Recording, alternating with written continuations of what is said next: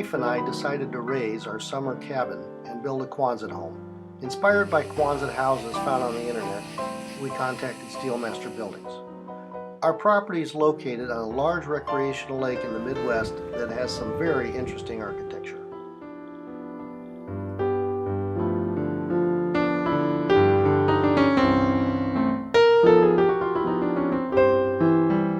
We started construction in the fall of 2017 and, except for a few minor things, finished a year later in late 2018. We love the open floor plan and the efficiency of such a modern structure. Many boaters would take pictures during the construction phase, and in fact, during the making of this video, a pontoon boat with about 7 people stopped and asked questions about the house. One question we seem to get often during construction is, how did the contractors handle the round part of the house? Well, actually, the house is fairly traditional, and on the inside of the Quonset shell where the drywall and the car siding was hung, turned out to not really be an issue whatsoever. There were times, however, when a carpenter had to get a little creative. We nicknamed these areas roundisms. The first issue to come to light was supporting the second floor, because the upper floor's end, due to the curvature of the outer wall, in the middle of the room below, the architect had to be creative. I suggest you consult a professional about the interior floor plan and support system. More on roundisms later. There are many shapes and styles of Quonsets. We chose the more rounded style because it gives us the most headroom on the second floor without having to use a riser wall. Also, because our lot is a walkout to the lower level with 9-foot ceilings, we wanted to reduce the outward pressure on the end of the foundation walls that were so high on the downhill side. This shape produces more downward pressure than outward pressure on the foundation.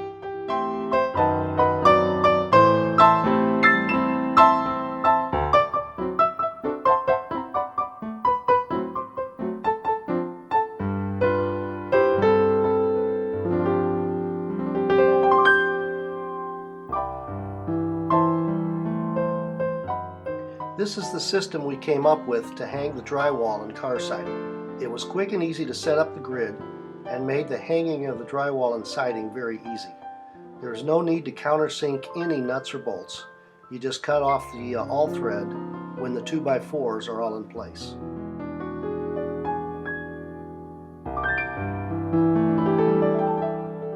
Once the end walls were completed and the house was enclosed, I inspected the inside during 2 separate heavy rain showers. I wanted to make sure none of the bolts were leaking before we insulated.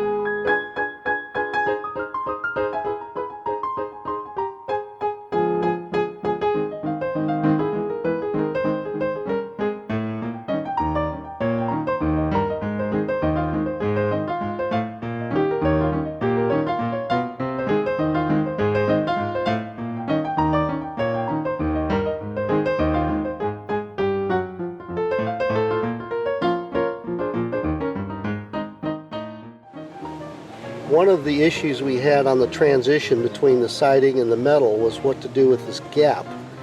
We finally came up with a solution of using garage door siding trim, which is available in any big box store or hardware store in a variety of colors, usually in 50-foot rolls for about $8, and turned into a very easy solution with stainless steel staples. Makes for a very nice transition.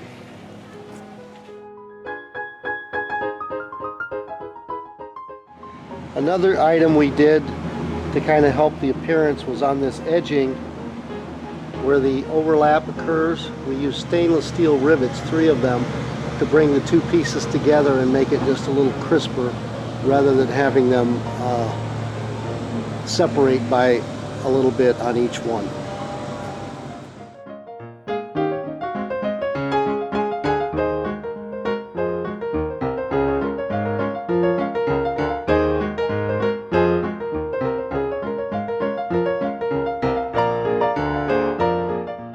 roundisms is the floor trim on the second floor, and that was a very compound miter cut. Cabinets and appliances such as clothes dryers will not sit flush against the outside wall. Ceiling fans cannot be mounted too far down the curve wall. We think this just adds charm to the house. Doors that open inward towards the curved wall will hit the top before opening all the way, requiring creative solutions and door stops. Mirrors and pictures need to be hung with care.